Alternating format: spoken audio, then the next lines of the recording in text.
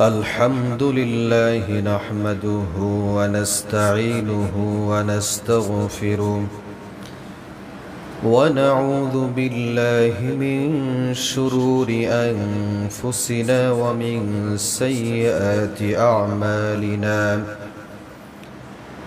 من يهده الله فلا مضل له ومن يضلل فلا هادي له ونشهد أن لا إله إلا الله وحده لا شريك له ونشهد أن سيدنا وحبيبنا ومولانا محمدا عبده ورسوله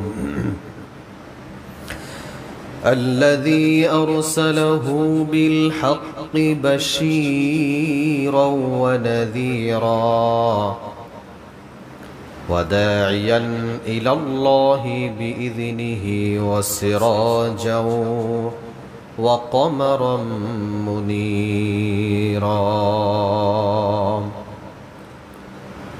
فقد قال الله تعالى في كلامه المجيد والفرقانه الحميد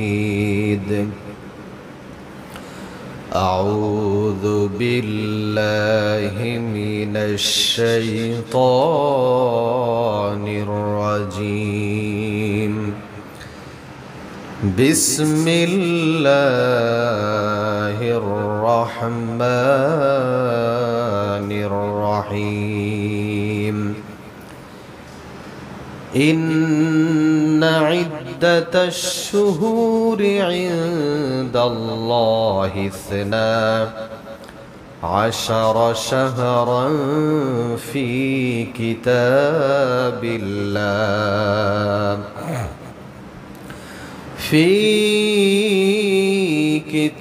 الله يوم خلق السماوات والأرض منها 4 حرم وقال رسول الله صلى الله عليه وسلم أفضل الصيام بعد الشهر رمضان الصيام الشهر الله المحرم صدق الله العظيم وصدق رسوله النبي الكريم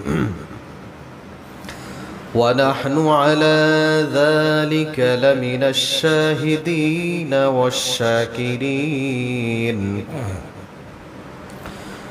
قالوا سبحانك لا علم لنا إلا ما علمتنا إنك أنت العليم الحكيم وقال تعالى في شان حبيبه ومحبوبه إن الله وملائكته يصلون على النبي يا أيها الذين آمنوا صلوا عليه وسلموا تسليما اللهم صل على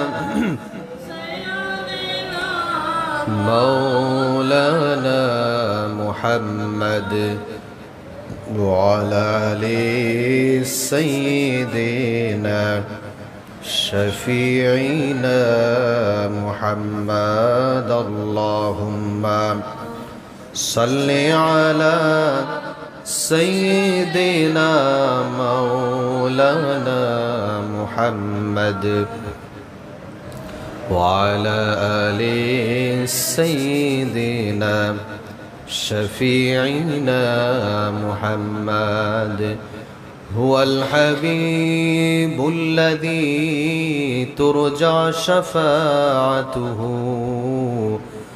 لكل هول من الأهوال مقتحم اللهم صل على مولانا محمد سيدنا شفيعنا محمد بلغ العلا بكماله كشف الدجى بجماله حسنت جميع خصاله صلوا عليه وآله আলহামদুলিল্লাহ মুআজ্জাজ মুহতারাম মুসাল্লিন আযম মহান আল্লাহ সুবহানাহু ওয়া তাআলার দরবারে লাখ কোটি শুকরিয়া আদায় করি যিনি আমাদেরকে অত্যন্ত ভালোবেসে মোহাব্বত করে পবিত্র সালাতুল জুমাতে জুমার সালাত আদায়ের উদ্দেশ্যে মসজিদে সকলের আগে বাগে আসার বসার তৌফিক দান করলেন। এই জন্য সেই মহান মুনিবের দরবারে তার শিখানো ভাষায় কালিমাতুশ শুকরিয়া আদায় করি, সকলেই পড়ি আলহামদুলিল্লাহ। দুরূদ ও সালাম পেশ করি সর্বকালের সর্বযুগের সর্বশ্রেষ্ঠ মহামানব রহমাতুল লিল আলামিন সাইয়্যিদুল মুরসালিন খাতামুন নবিয়্যিন মুহাম্মদ আরবি বিশ্বনবী জনাবে মুহাম্মদুর রাসূলুল্লাহ পড়ি সাল্লাল্লাহু আলাইহি ওয়াসাল্লাম। সম্মানিত মুসাল্লিয়ান ইকরাম, আমি আপনাদের সম্মুখে পবিত্র কোরআনুল কারীম থেকে সূরা তাওবার 36 নম্বর আয়াতে কারিমা তেলাওয়াত করেছি। রাসূল কারীম সাল্লাল্লাহু আলাইহি ওয়াসাল্লামের অসংখ্য অগণিত হাদিস থেকে একটি হাদিস আপনাদেরকে শুনিয়েছি। এই আয়াত এবং হাদিসের আলোকে নির্দিষ্ট সময়ের ভিতরে আমলের নিয়াতে ইখলাসের সাথে কিছু আলোচনা শোনা এবং করার চেষ্টা করব। আমা তাওফীক ইল্লা বিল্লাহ। প্রাণপ্রিয় মুসাল্লিয়ান ইকরাম, আমরা মোটামুটি সকলেই জেনেছি যে মুহররম মাসে আমরা পদার্পণ করেছি। আরবি চন্দ্র মাস যেটা শুরু মুহররম মাস, এই মাসের আজ প্রথম জুমা। আজকের জুমায় আমরা মুহররম মাসের কিছু ফজিলত সম্পর্কে আলোচনা করব। আরবি সনের সংক্ষিপ্ত ইতিহাস আলোচনা শুনব। এই মাসকে কেন্দ্র করে আমরা কিছু ভুল ভ্রান্তি করি, সংক্ষিপ্ত আকারে আমরা কিছু টাচ দেওয়ার চেষ্টা করব। প্রথম কথা হলো, এই মাসটা হলো মুহররম মাস, একটা সম্মানিত মাস। আল্লাহ সুবহানাহু ওয়া তাআলা যতগুলা মাসকে সম্মান দান করেছেন, এই সম্মানিত মাসের মধ্যে একটি মাস হলো মুহররম মাস। আল্লাহ সুবহানাহু ওয়া তাআলা পবিত্র কোরআনুল কারীমের ভিতরে জানিয়েছেন, সূরা তাওবার 36 নম্বর আয়াতে কারিমার বর্ণনা। আল্লাহ সুবহানাহু ওয়া তাআলা বলেন, ইন্না ইদ্দাতাশ শুহুরি ইনদাল্লাহি 12 শাহরান ফি কিতাবিল্লাহ ইয়াওমা খালাকাস সামাওয়াতি ওয়াল আরদা মিনহা আরবাআতুন হুরুম। আল্লাহ সুবহানাহু ওয়া তাআলা বলেন যে আসমান এবং জমিন সৃষ্টির শুরু থেকেই আমি আল্লাহ সুবহানাহু ওয়া তাআলা আমার কিতাবের ভিতরে বছরে যে 12টি মাস হবে, এই 12টি মাস আমি লিপিবদ্ধ করে দিয়েছি। সুবহানাল্লাহ। তার মানে বোঝা যায় যে এই যে আরবি মাস বলেন, ইংলিশ ক্যালেন্ডার বলেন, বাংলা সন বলেন, যেগুলো আমরা হিসাব নিকাশ করি, এই যে 12টি মাস হবে, এই 12টি মাস কিন্তু আল্লাহ সুবহানাহু ওয়া তাআলার পক্ষ থেকেই নির্ধারিত। শুধু তাই নয়, এটা কিন্তু নির্ধারিত কিভাবে আমরা কিন্তু বুঝতে পারি যে 30 দিন পর 29 দিন পর চাঁদের একটা পরিবর্তন হয়। প্রত্যেক মাসে চাঁদের একটা পরিবর্তন হয়। এখান থেকে কিন্তু একটা হিসাবে মাস সাল গণনার একটা হিসাব এখান থেকে তৈরি হয়েছে। তো এই মুহররম মাস, এই মুহররম মাসটা আমাদেরকে শুধু মুহররম মাস না, আরবি যেই মাসটা, এই মাসের হিসাব রাখাটা প্রত্যেকটা মুসলমানের জন্য জরুরি। আল্লাহর নবী সাল্লাল্লাহু আলাইহি ওয়াসাল্লাম বলেছেন, যদি কোনো ব্যক্তি অথবা কোনো মহল্লার ভিতরে, অঞ্চলের ভিতরে কোনো ব্যক্তি যদি এই আরবি সনের গণনা মাস সম্পর্কে কোনো আইডিয়া না থাকে, তাহলে ওই অঞ্চলের সকল মানুষ গুনাহগার হবে। কারণ হলো এটা সুন্নাতে মুআক্কাদা। অন্তত পক্ষে একজন মানুষের হলেও জানতে হবে। তো এই যে আরবি সালের যে হিসাবটা, মুহররম সফর 12টি মাসের যে গণনা, এই হিসাবটা অনেকে মনে রাখে বিদআতের জন্য, যে কবে ওই মুহররম মাস আসবে। আশুরার দিনকে কেন্দ্র করে শিয়া সম্প্রদায় কিছু জাতি আছে, তারা এই দিনকে কেন্দ্র করে কিছু বিদআত পালন করে। মুহররম মাসে আশুরার যে দিনটা, এই দিনটা একটা অত্যন্ত তাৎপর্যপূর্ণ দিন। আমরা একটু পরে হাদিস শুনবো, ঠিক আছে। কিন্তু এই দিনটা কিন্তু শুরু হয়েছে ইমাম হুসাইন রাদিয়াল্লাহু তাআলা আন, নবীজি সাল্লাল্লাহু আলাইহি ওয়াসাল্লামের যে দৌহিত্র, তাদেরকে শহীদ করা হয়েছে, তার 58 বছর আগে কিন্তু এই আশুরার দিন প্রচলিত হয়েছে। নবী আলাইহিস সালাতু ওয়াস সালাম এই দিনের মর্যাদা তখন থেকেই কিন্তু উপলব্ধি করেছেন, তখন থেকে সিয়াম পালন করেছেন। কিন্তু শিয়া সম্প্রদায় তারা কি করে, এই দিনকে কেন্দ্র করে শোক পালন করে, শোকের ছায়া মানুষদেরকে দেখায় যে আমরা এরকম ইমাম হোসাইন হাসান, তাদেরকে আমরা অত্যন্ত ভালোবাসি। কিছু পোশাক পরে তারা রাস্তায় নেমে যায় এবং শরীরে আঘাত করে। তো ইসলাম কিন্তু এই ব্যাপারে অত্যন্ত কঠোর, এইসব কাজ করাই যাবে না, যে কোনো শোক দিবস পালন করাই যাবে না। তাহলে কিন্তু মানুষ এই যে মুহাম্মদ সাল্লাল্লাহু আলাইহি ওয়াসাল্লাম তার জন্ম মৃত্যু বার্ষিককে কেন্দ্র করে অনেকে কান্নাকাটি করতো, কিন্তু এটা কিন্তু করে না। কোনো আলেম বলে যে এই দিনকে কেন্দ্র করে আপনারা কান্নাকাটি করেন? বলে না। তো আশুরার দিনকে কেন্দ্র করে শিয়া সম্প্রদায় তারা এই দিন কান্নাকাটি করে, শরীরে কিছু আঘাত করে। এ ব্যাপারে কঠোর নির্দেশনা যে করা যাবে না। মানুষের শোক হলো 3 দিন। কোনো ব্যক্তি মারা গেলে কয়দিন শোক? 3 দিন পালন করবে, এরপরে শোক পালন করা যাবে না। এরপর আপনি কি করতে পারেন? তাদের জন্য দোয়া করতে পারেন। অন্য সেই দিনকে কেন্দ্র করেও না, অন্য দিনকে কেন্দ্র করে আপনি দোয়া করেন।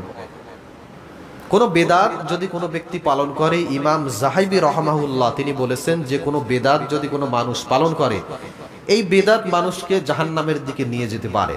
কারণ কি? সাধারণ কবিরা গুনাহ আর বিদাতের কবিরা গুনার ভিতর একটা ডিফারেন্ট আছে, বিশাল বড় একটা পার্থক্য আছে।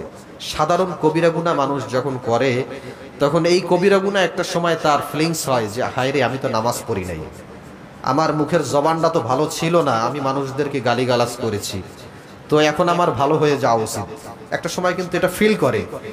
কিন্তু যখন মানুষ বুঝে বেদাত করে, দেখবেন অনেক মানুষ অন্ধ ভক্ত, অন্ধ পীরের অনুসারী, যাদেরকে অনুসারী হওয়া উচিত না, কিন্তু সে এটা ধরে নিয়েছে মনে মনে যে এটা করতেই হবে, এটা আমার জন্য অত্যন্ত জরুরি।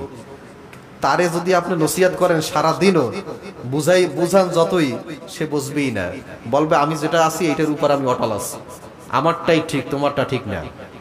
আমি যে পীরের অনুসারী, যদি বলা হয় এটা ঠিক না তুমি যেটা করতেছো, সে কিন্তু ফিরে আসবে না। খুব কম সংখ্যক মানুষ আছে যারা ফিরে আসবে।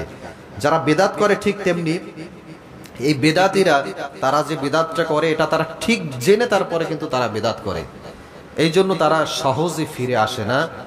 এই জন্য বলা হয় যে কবিরা গুনাহ থেকে মানুষ ফিরে জান্নাতে যেতেও পারে, কিন্তু বেদাত থেকে জান্নাতে যাওয়া কিন্তু কঠিন হয়ে যাবে। আমাদেরকে সজাগ দৃষ্টি রাখা দরকার যে এই দিনকে কেন্দ্র করে যে বিদআত হয়, এই বিদআতের সাথে সম্পৃক্ত না রাখা। এই দিনকে কেন্দ্র করে হয়তো এমনও হতে পারে যে আপনাকে, যে শিয়া সম্প্রদায়েরা তো অনেক কিছুই করে, এই দিন আপনাকে কিছু খাবার পাঠাইলো, এই দিনকে কেন্দ্র করে আপনার বাড়িতে পাঠাই দিল, তো আপনি মনে করলেন যে হাই অনেকদিন পরে পায়েস পাইছি, একটু ভালো মতো খাই। আপনার জানা উচিত এটা কোথা থেকে আসছে। তারা দেখা যাচ্ছে কালেক্ট করে, সংগ্রহ করে সেখান থেকে এনে আপনার বাড়িতে পাঠাইছে। তো শিয়া সম্প্রদায়ের এই যে আয়োজনটা, এটা সমর্থন করা, এরা কিছু দিলে খাওয়া, এটাও তাদের সাথে আমাদের একটা সাপোর্ট। আমরাও বিদআতের সাথে সম্পৃক্ত হয়ে গেলাম। এই জন্য এদের ধারে কাছেও যাওয়া যাবে না। ইসলাম কি বলে, কোরআন হাদিস কি বলে, এটা আমাদেরকে মেনে চলতে হবে। প্রাণ প্রিয় মুসলমান ভাইয়েরা, এই কাজগুলো এই দিনকে বা এই মাসকে কেন্দ্র করে, আশুরার দিনকে কেন্দ্র করে এই কাজগুলো আমাদের করা যাবে না। প্রিয় মুসল্লিয়ান ইকরাম, মুহররম মাসটা কেমন মাস, আল্লাহ সুবহানাহু ওয়া তাআলার কাছে কেমন দামি মাস। আল্লাহর নবী সাল্লাল্লাহু আলাইহি ওয়াসাল্লাম খুব চমৎকার ভাবে বলেছেন যে শাহরুল্লাহিল মুহররম, যে মুহররম মাসটা হলো আল্লাহ সুবহানাহু ওয়া তাআলার মাস। সুবহানাল্লাহ বলেন। তার মানে কি অন্য 11টা মাস কি আল্লাহর মাস না? অবশ্যই আল্লাহর মাস, সবগুলোই কিন্তু আল্লাহর মাস। কিন্তু মুহররম আল্লাহর মাস বলার কারণ হলো, একটা উদাহরণ দিই। মনে করেন যে 5টা সন্তান আছে একটা বাবার, তো মানুষের সঙ্গে যখন দেখা হয় অনেক সময় বলে না যেটা আমার সন্তান, মানে গর্ব করে বলে অনেক সময়, তাই না? যে ভালো, যে ছেলেটা ভালো, যার দ্বারা বাবা মার সুনাম হয়েছে। তো আল্লাহর নবী সাল্লাল্লাহু আলাইহি ওয়াসাল্লাম কিন্তু মুহররমকে সম্মান দেওয়ার জন্য বলেছেন যে শাহরুল্লাহিল মুহররম, এই মুহররম মাস হলো কার মাস? আল্লাহ সুবহানাহু ওয়া তাআলার মাস। তো মুহররম মাসের অত্যন্ত গুরুত্ব, কিছু তাৎপর্য আছে। এই মাসের গণনা, সম্মানিত মাস মুহররম মাস, এটা আরবি ক্যালেন্ডারের একটা মাস। এই মাসটা আমাদের কাছে কিভাবে আসলো আমরা অনেকেই জানি, খুব সংক্ষিপ্তভাবে 5 মিনিটের ভিতরে, যে এই মাসটা কিন্তু আমাদের কাছে এসেছে সরাসরি নবী আলাইহিস সালাতু ওয়াস সালাম তার সাহাবীদের কাছ থেকে গণনা হিসাব করে আমাদের কাছে আসছে। আপনি অন্য মাসের হিসাব যদি নাও জানেন, আপনার গুনাহ নাই বা আপনার সওয়াব নাই, কিন্তু এই মাসের হিসাবগুলো যদি আপনি জানেন, আপনার জন্য সওয়াব আছে। কিছু কিছু দিবসটা আপনি পালন করতে আপনার জন্য সহজ হবে। যেমন আশুরার দিন কবে, জিলহজ মাসের বিশেষ বিশেষ যেই দিনগুলো আছে এটা কবে, রমাদানুল মুবারক কবে শুরু হচ্ছে, এটা কিন্তু আপনি আরবি মাস থেকে হিসাব করে জানতে পারবেন। আপনি কিন্তু ইংলিশ ক্যালেন্ডারে জানতে পারবেন না, আপনার হিসাব কিন্তু করতে হবে চন্দ্র মাস অনুযায়ী। তো এই যে আরবি মাসের গণনাটা, হিসাবটা, এটা সরাসরি নবী আলাইহিস সালাতু ওয়াস সালাম তার সাহাবীদের মাধ্যমে আমরা পেয়েছি। আল্লাহর নবী সাল্লাল্লাহু আলাইহি ওয়াসাল্লাম এবং তার পূর্বে নির্দিষ্ট কোনো ক্যালেন্ডার, আরবি ক্যালেন্ডার অন্তত স্পেসিফিক ভাবে ছিল না। তখন তারা কিভাবে হিসাব রাখবে? তখন তারা হিসাব রাখতো যে একটা ঘটনা ঘটেছে, সেই ঘটনাকে কেন্দ্র করে পরের বিষয়টা মনে রাখতো। মনে করেন একটা যুদ্ধ হয়েছে, সেই যুদ্ধের 5 বছর পরে একজন বিখ্যাত ব্যক্তি জন্মগ্রহণ করেছে, তো ওই হিসাব করা হতো যে যুদ্ধের 5 বছর পরে তার জন্মগ্রহণ করেছে, তার 5 বছর বয়স। অথবা একটা প্লাবন হয়েছে, ঝড় হয়েছে, বিশাল এক ঝড় হয়েছে, এই ঝড়ের পরে এই ঘটনাটা ঘটেছে, তাই সেই হিসাব করে কিন্তু এই হিসাবটা বের করা হতো। এতে কিন্তু সমস্যা তৈরি হয়ে যায়। তৎক্ষণাৎ যেই সময়টা ছিল, সেই সময়ের খলিফা ছিল হযরত ওমর রাদিয়াল্লাহু তাআলা আনহু। তো তার শাসন আমলে যিনি গভর্নর ছিলেন, তিনি ছিলেন আবু মুসা আল আশআরী রাহমাহুল্লাহ। তিনি দেখলেন যে খলিফাতুল মুসলিমিন, আমিরুল মুমিনিন, তিনি যখন আমাদেরকে বিভিন্ন কাজে বিভিন্ন রাষ্ট্রে প্রেরণ করে, তখন আমরা হিসাব নিকাশ করতে আমাদের খুব সমস্যা হয়ে যায়। তো এখন এই হিসাব নিকাশের জন্য আমাদের নির্দিষ্ট একটা ক্যালেন্ডার দরকার, আরবি একটা সাল আমাদের দরকার। তখন তিনি পত্র লিখে পাঠালেন যে আমিরুল মুমিনিন, যে আমাদের তো সমস্যা হয়ে যাচ্ছে, আপনি বিভিন্ন সময় বিভিন্ন কাজে আমাদেরকে পাঠান, কিন্তু আমাদের তো নির্দিষ্ট তারিখ না থাকার কারণে আমরা গুলিয়ে ফেলি। তখন আমিরুল মুমিনিন ওমর রাদিয়াল্লাহু তাআলা আনহু তিনি সকল সাহাবীদেরকে একত্র করে তারপর তাদেরকে নিয়ে একটা মিটিং করলেন যে আমরা নির্দিষ্ট একটা সাল আমরা বের করতে চাই, তোমরা সকলে পরামর্শ দাও। সকলের মধ্য থেকে পরামর্শ দিল সাহাবীরা। একজন পরামর্শ দিল, আমিরুল মুমিনিন, প্রথম যেই সালটা হবে সেই সালটা হতে পারে আল্লাহর নবী সাল্লাল্লাহু আলাইহি ওয়াসাল্লাম মিলাদ বা তার জন্ম থেকে আমরা সাল গণনা করতে পারি। একজন মতামত দিল যে নবী আলাইহিস সালাতু ওয়াসসালামের জন্ম যেই সালে হয়েছে সেই সাল থেকে আমরা হিসাবটা করতে পারি। আরেকজন সাহাবী তারা মতামত দিল যে আমিরুল মুমিনিন, নবী করিম সাল্লাল্লাহু আলাইহি ওয়াসাল্লামের নবুয়ত থেকে আমরা সাল গণনা করতে পারি, যেহেতু তার নবুয়তটা অত্যন্ত একটা গুরুত্বপূর্ণ একটা সেক্টর, যিনি নবুয়ত পেয়েছেন নবী আলাইহিস সালাতু ওয়াসসালাম, এখান থেকে আমরা সাল হিসাব করতে পারি। আবার সর্বশেষ হযরতে আলী রাদিয়াল্লাহু তাআলা আনহু তিনি একটা মতামত দিলেন যে হিজরতের মাধ্যমে সত্য এবং মিথ্যার যেই পার্থক্য, এটা হিজরতের মাধ্যমে হয়েছে। নবী আলাইহিস সালাতু ওয়াসসালাম মক্কা থেকে মদিনায় যে হিজরত করেছেন, এই হিজরতের মাধ্যমে চূড়ান্ত ইসলামের বিজয় যেটা হয়েছে, সত্য মিথ্যার পার্থক্য হয়েছে। সুতরাং এই হিজরি সন থেকেই সালের গণনাটা করলে আমাদের জন্য ভালো হয়। তো আমিরুল মুমিনিন ওমর রাদিয়াল্লাহু তাআলা তিনিও সাপোর্ট দিলেন যে না, হযরত আলী রাদিয়াল্লাহু তাআলা যে মতটা দিয়েছে এই মতটা যুক্তিযুক্ত, এই মতটা গ্রহণযোগ্য। আশেপাশের যেই সাহাবীরা ছিল তারাও বলল যে না ঠিক আছে, হযরত আলী রাদিয়াল্লাহু তাআলা তিনি যে মতামতটা দিয়েছে আমরাও সেই মত সমর্থন করি। সেখান থেকে হিজরি সনের যেই ক্যালেন্ডার, যেই সাল, সেইটা হিজরি অনুযায়ী আজ পর্যন্ত হিসাব করা হয়। এরপরে মাস নিয়ে একটা দ্বিধাদ্বন্দ্বের ভিতরে পড়ে গেছে যে আমরা সাল তো নির্ধারণ করলাম যে সাল হিজরি থেকে চলমান, এখন মাস কোনটা হবে। মাস নিয়ে সাহাবীদের ভিতরে আবার বসা হলো যে কোন মাস আমরা নির্দিষ্ট শুরুর মাস হিসাবে গণনা করতে পারি। এক একজন সাহাবী এক একটা মতামত দিল। একজন সাহাবী বলল আমিরুল মুমিনিন রবিউল আউয়াল মাস, এটা অত্যন্ত ফজিলতপূর্ণ একটা মাস, এই মাসটা আমরা শুরুর মাস হিসাবে ধরতে পারি। আরেকজন সাহাবী পাশ থেকে তিনি আরেকটা পরামর্শ দিলেন। তিনি বললেন সর্বশ্রেষ্ঠ মাস হলো রমাদানুল মুবারকের মাস, এই মাসটা প্রথম মাস হিসাবে আমরা ধরতে পারি। রমজানুল মুবারক মাস সর্বশ্রেষ্ঠ দামি একটা মাস, এই মাসটা যদি প্রথম মাস হয় তাহলে তো ভালোই হয়।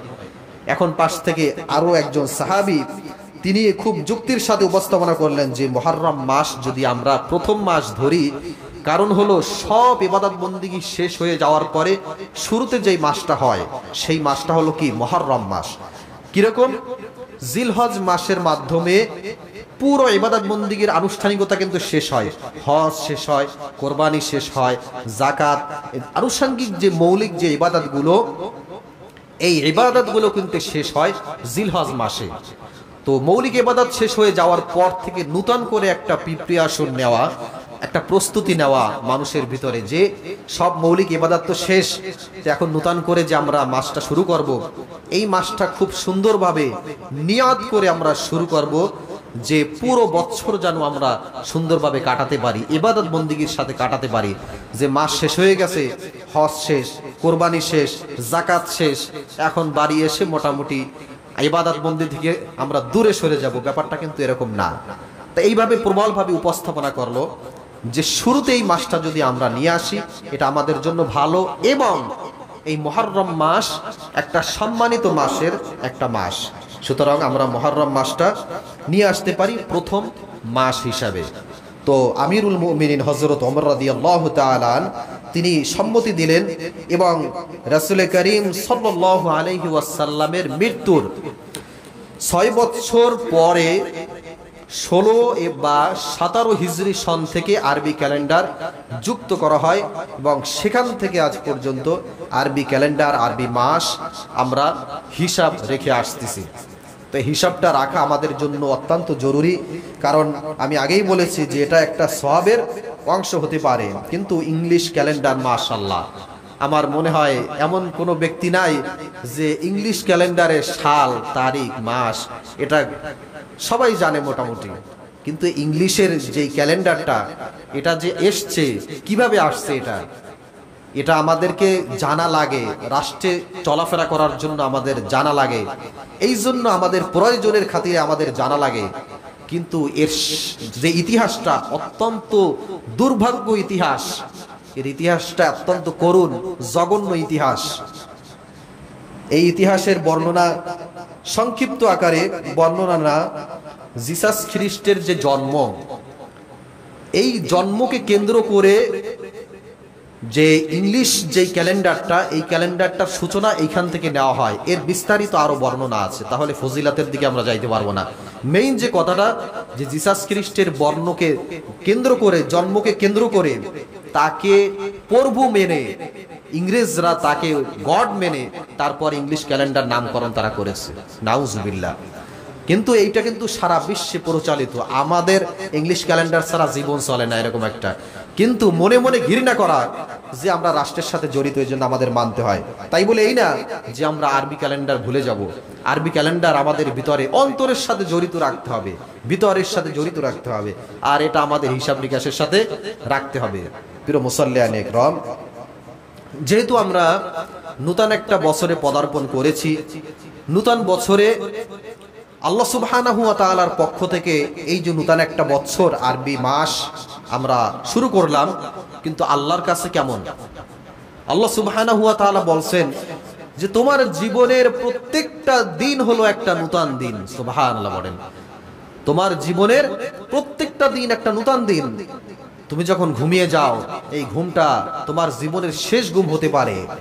তুমি সকালে তো নাও উঠতে পারো, তোমার তো মৃত্যু হয়ে যেতে পারে। এই ঘুমটা হলো তোমাদের জন্য একটা মৃত্যু।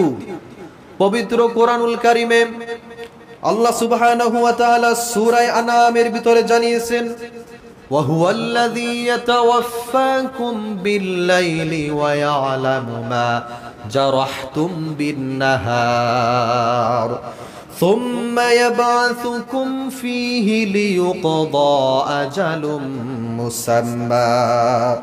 আল্লাহ সুবহানাহু ওয়া তাআলা বলেন, রাত্রিকালে আমি আল্লাহ পাক রব্বুল আলামিন তোমাদেরকে মৃত্যু ঘটিয়ে দিই, এবং দিনের বেলা তোমরা যা করো আমি আল্লাহ পাক রব্বুল আলামিন জানি, এবং সকালবেলা আমি তোমাদেরকে আবার জাগিয়ে তুলি। অর্থাৎ আমাদের যদি হায়াত না থাকে ওইখানেই মৃত্যু হয়ে যায়। ঘুম থেকে অনেকের মৃত্যু হয়ে যায়, হয় না? অনেকের ঘুম থেকে মৃত্যু হয়ে গেছে, তার মানে তার হায়াত নাই। এই ঘুম থেকেই তার মৃত্যু আল্লাহ সুবহানাহু ওয়া তাআলা দিয়ে দিয়েছেন। এই জন্য আল্লাহর নবী সাল্লাল্লাহু আলাইহি ওয়াসাল্লাম সব সময় একটা কথা বলতেন যে তোমরা যখন ঘুমিয়ে যাও, ঘুমাতে যাওয়ার আগে অবশ্যই তোমরা তওবা করে নিবে, কারণ এই ঘুমটা তোমার জীবনের শেষ ঘুম হতে পারে। ঘুমাতে যাওয়ার আগে আত্মসমালোচনা করা, নিজের প্রতি নিজের আত্মসমালোচনা করা, সারাদিন আমি কি করলাম। আল্লাহর হাবিব সাল্লাল্লাহু আলাইহি ওয়াসাল্লাম এই উপদেশ দিয়েছেন। শুধু তাই নয় বন্ধুগণ, যখন ঘুম থেকে আল্লাহর হাবিব সাল্লাল্লাহু আলাইহি ওয়াসাল্লাম ঘুম থেকে উঠতেন, ঘুম থেকে ওঠার সঙ্গে সঙ্গে আল্লাহ সুবহানাহু ওয়া তাআলার প্রতি সবচাইতে বেশি কৃতজ্ঞতা প্রকাশ করতেন। আর আমরা ঘুম থেকে ওঠার পরে নামাজ তো পড়ি না, কৃতজ্ঞতাও প্রকাশ করি না। ঘুম থেকে ওঠার সঙ্গে সঙ্গে আল্লাহ সুবহানাহু ওয়া তাআলার কৃতজ্ঞতা প্রকাশ করা, নামাজের মাধ্যমে সালাত আদায় করা প্রথম কর্ম হবে আমার। সকালে ঘুম থেকে উঠে কৃতজ্ঞতা প্রকাশ করে নামাজ আদায় করা, যে আল্লাহ সুবহানাহু ওয়া তাআলা আমাকে হায়াতে তয়্যিবা দান করেছেন। প্রাণপ্রিয় মুসাল্লিয়ান ইকরাম, এই মুহররম মাসে আল্লাহর নবী সাল্লাল্লাহু আলাইহি ওয়াসাল্লাম তিনি বলেছেন যে এই মুহররম মাসে এক সম্প্রদায়ের তওবা আল্লাহ সুবহানাহু ওয়া তাআলা কবুল করে নিয়েছিলেন। এই জন্য তোমরা যদি আল্লাহর কাছে তওবা করো, হয়তোবা এই মুহররম মাসের ফজিলতের কারণে তোমাদের তওবা আল্লাহ সুবহানাহু ওয়া তাআলা কবুল করে নেবেন। সুবহানাল্লাহ বলেন। এই জন্য এই মাসে আমাদেরকে তওবা করা, বেশি বেশি করে তওবা করা, সম্মানিত মাসের সম্মান রক্ষা করা। সম্মানিত মাসে জুলুম করা যাবে না। এক নম্বরে যে নিজেদের নফসের উপর জুলুম করা যাবে না, নামাজ ছাড়া যাবে না। এক নম্বরে নামাজ তো ছাড়াই যাবে না। নিজের নফসের উপর জুলুম করা মানে অন্যায় কাজ, অশ্লীল কাজ, কোনো খারাপ কাজের দিকে আপনি যাবেন না। এই সম্মানিত মাসের কথা একটু চিন্তা করবেন যে আল্লাহ সুবহানাহু ওয়া তাআলা এই সম্মানিত মাসে আমার নেকির পরিমাণ একটু হলেও বেশি দেবে। আবার আল্লাহর হাবিব সাল্লাল্লাহু আলাইহি ওয়াসাল্লাম বলেছেন, যেহেতু সম্মানিত মাসগুলোতে আল্লাহ সুবহানাহু ওয়া তাআলা একটু নেকির পরিমাণ বাড়িয়ে দেন, সুতরাং যদি কোনো ব্যক্তি অপকর্ম করে তাহলে তার অপকর্মের কারণে তার গুনার পরিমাণও কিন্তু একটু বেশি হবে। যেহেতু সওয়াব বেশি লেখা হয়, তাহলে গুনাহও একটু বেশি লেখা হবে। প্রাণপ্রিয় মুসল্লিয়ান ইকরাম, এই জন্য আমাদেরকে সজাগ দৃষ্টি রাখা যে সম্মানিত মাসে আমাদেরকে ইবাদত বন্দেগী বেশি বেশি করা। প্রিয় মুসল্লিয়ান ইকরাম, এরপরে মুহররম মাসের যেই ফজিলত অত্যন্ত গুরুত্বপূর্ণ, this is the main point, যে মুহররম মাসের অত্যন্ত ফজিলতপূর্ণ যে জায়গাটা আল্লাহর হাবিব সাল্লাল্লাহু আলাইহি ওয়াসাল্লাম হাদিসের ভিতরে জানিয়েছেন, আফদালুস সিয়ামি বাদাশ শাহরি রমাদানুস সিয়ামিশ শাহরিল্লাহিল মুহররম। আল্লাহর হাবিব সাল্লাল্লাহু আলাইহি ওয়াসাল্লাম বলেন, রমাদানুল মুবারকের পরে সবচাইতে ফজিলতপূর্ণ রোজা হলো মুহররমের রোজা। সুবহানাল্লাহ বলেন। আল্লাহর হাবিব সাল্লাল্লাহু আলাইহি ওয়াসাল্লাম বলেন যে রমাদানুল মুবারকের সিয়াম ফরজ হওয়ার আগে, রমাদানুল মুবারকের সিয়াম ফরজ হওয়ার আগে এই মুহররমের রোজা আল্লাহ সুবহানাহু ওয়া তাআলার পক্ষ থেকে ফরজ ছিল আমাদের জন্য। যখনই রমাদানুল মুবারকের সিয়াম ফরজ হয়ে গেছে তখন এটা নফল হয়ে গেছে। এরপরে আশুরার যে রোজাটা, মুহররমের অত্যন্ত গুরুত্বপূর্ণ যে সিয়ামটা আশুরা, 10ই মুহররমের যে সিয়াম, এই সিয়ামের ব্যাপারে অত্যন্ত ফজিলতপূর্ণ কথা। আল্লাহর নবী সাল্লাল্লাহু আলাইহি ওয়াসাল্লাম তিনি বলেন, ইন্না রাসূলুল্লাহি সাল্লাল্লাহু আলাইহি ওয়াসাল্লাম কদিমাল মাদিনা। নবীজি সাল্লাল্লাহু আলাইহি ওয়াসাল্লাম মক্কা থেকে মাইগ্রেট করে মদিনায় গেলেন। মদিনায় যাওয়ার পরে দেখলেন কিছু ইহুদিরা তারা সাওম পালন করে, রোজা রাখে। আল্লাহর হাবিব সাল্লাল্লাহু আলাইহি ওয়াসাল্লাম তাদেরকে জিজ্ঞেস করলেন, তোমরা এই দিনে কেন সিয়াম পালন করো? তারা জবাব দিলেন, এই দিনে আল্লাহ সুবহানাহু ওয়া তাআলা বনি ইসরাইল হযরতে মূসা আলাইহিস সালাতু ওয়াস সালামকে ফিরাউনের কবল থেকে রক্ষা করেছিলেন, হেফাজত করেছিলেন। এই জন্য শুকরিয়া স্বরূপ আমরা এই দিনে সিয়াম পালন করি।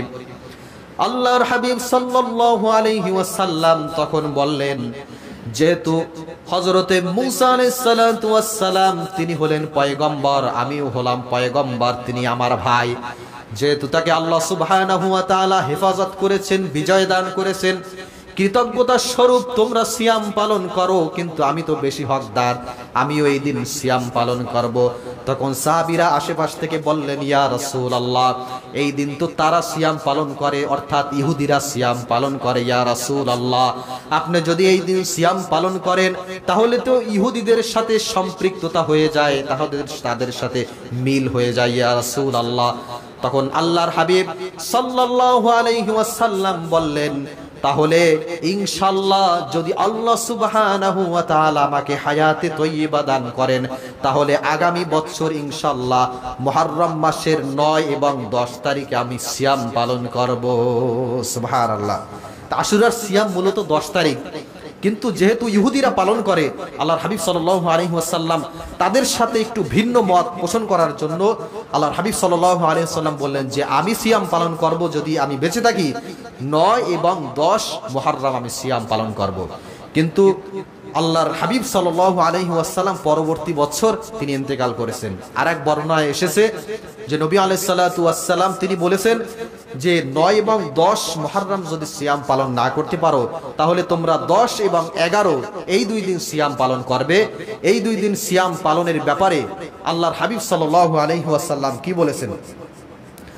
সিয়ামু ইয়াউমি আশুরা আহতাসিবু আলাল্লাহি আন ইউকাফফিরাস সানাতাল্লাতী ক্বাবলা। আল্লাহর হাবিব সাল্লাল্লাহু আলাইহি ওয়াসাল্লাম বলেন যে আমি আল্লাহ পাক রব্বুল আলামিনের কাছে আশাবাদী, যেই ব্যক্তি মুহররম তথা আশুরার সিয়াম পালন করবে তাকে আল্লাহ সুবহানাহু ওয়া তাআলা তার জীবনের পূর্বের 1 বছরের গুনাহ মাফ করে দিবেন। সুবহানাল্লাহ। এইখানে কিছুদিন আগে আমরা একটা হাদিস পড়েছি, যে হাদিসটা তাৎপর্য যেমন ছিল যে পূর্বের 1 বছরের গুনাহ এবং সামনের অগ্রিম 1 বছরের গুনাহ আল্লাহ সুবহানাহু ওয়া তাআলা মাফ করে দিবেন। সেটা কোনটা? জিলহজ মাস আরাফার দিবসের সিয়াম যদি পালন করা হয় সেটার তাৎপর্য ছিল পূর্বের এবং পরের অগ্রিম 1 বছরের গুনাহ আল্লাহ সুবহানাহু ওয়া তাআলা মাফ করে দিবেন। আর এই আশুরার দিনের সিয়াম যদি কোনো ব্যক্তি পালন করে এর তাৎপর্য হলো যে পূর্বের 1 বছরের গুনাহ আল্লাহ সুবহানাহু ওয়া তাআলা মাফ করে দিবেন। তবে এখানে যদি কোনো ব্যক্তি আশুরার সিয়াম পালন করে তবে তার জন্য 2টা পালন করা উত্তম হবে, যেহেতু আমরা জেনেছি যে নবী আলাইহিস সালাতু ওয়াস সালাম 2টা সিয়াম পালন করেছে। তবে এমনি বর্ণনায় এসেছে যদি কোনো ব্যক্তি 2টা না পারে তবে তার নিয়াত আছে, ইচ্ছা যে আশুরার দিনের সিয়ামটা আমার রাখলে আমার খুব ভালো লাগবে, মনে ইচ্ছা, কিন্তু তার শক্তি সামর্থ্য খুব একটা নাই। নবী আলাইহিস সালাতু ওয়াস সালাম এবং ফকিহগণের এখানে বিশ্লেষণ হলো যে ওই ব্যক্তি যদি একটাও রাখে আল্লাহ সুবহানাহু ওয়া তাআলা খুশি হয়ে ওই ব্যক্তির জীবনের পূর্বের 1 বছরের গুনাহ আল্লাহ সুবহানাহু ওয়া তাআলা মাফ করে দিবেন। সুবহানাল্লাহ বলেন। সর্বশেষ একটা কথা বলে শেষ করব। আল্লাহর নবী সাল্লাল্লাহু আলাইহি ওয়াসাল্লাম তিনি 4টি আমল কখনোই ছেড়ে দিতেন না। কয়টি আমল? 4টি আমল কখনোই ছেড়ে দিতেন না। আল্লাহর হাবিব সাল্লাল্লাহু আলাইহি ওয়াসাল্লাম হাদিসের ভিতরে জানিয়েছেন 1 নম্বরে হলো আশুরার সিয়াম। যে আশুরার সিয়াম নবী আলাইহিস সালাতু ওয়াস সালাম সব সময় রাখতেন। 2 নম্বর, নবী আলাইহিস সালাতু ওয়াস সালাম জিলহজ মাসের প্রথম দশকের যে সিয়ামগুলো আছে সেই সিয়ামগুলো নবী আলাইহিস সালাতু ওয়াস সালাম সবগুলো রাখতেন, কোনোটাই নবী আলাইহিস সালাতু ওয়াস সালাম ছেড়ে দিতেন না। 3 নম্বরে হলো আল্লাহর নবী সাল্লাল্লাহু আলাইহি ওয়াসাল্লাম আরবি মাসের প্রত্যেক মাসের আইয়ামে 20, 13, 14, 15, আইয়ামে 20, 13, 14, 15 আরবি মাসের। এই পরে হলো যে ফজরের 2 রাকাত সুন্নাত সালাত আল্লাহ নবী সাল্লাল্লাহু আলাইহি ওয়াসাল্লাম ছেড়ে দিতেন না। শুধুমাত্র ছেড়ে দিতেনই না, যে এখানে কথা হলো যে অন্য 3টা আমল আপনার জন্য নফল, আপনি যদি না করতে পারেন সমস্যা নাই, কিন্তু সুন্নাত নামাজ যদি আপনি ছেড়ে দেন এটা আপনার জন্য গুনাহ হবে। নবী আলাইহিস সালাতু ওয়াস সালাম জীবনে ছেড়ে দিতেন না। আমাদের জন্য উপদেশ এটা যে ফজরের 2 রাকাত যে আগের সুন্নাত নামাজ আছে, অনেকে আমরা পড়ি না, তাড়াহুড়া করে এসে দাঁড়াই, ইমাম সাহেবের সাথে মাশাআল্লাহ দাঁড়ায় যাই, পরবর্তীতে আবার ওটা পড়িও না, গুনাহগার হওয়া লাগবে। এই 2 রাকাত সুন্নাত অবশ্যই আমাদের আদায় করতে হবে। প্রাণপ্রিয় মুসল্লিয়ান ইকরাম, আমরা এত সময় যে আলোচনা শুনলাম, আল্লাহ সুবহানাহু ওয়া তাআলা আমাদের সকলকে বোঝার এবং আমল করার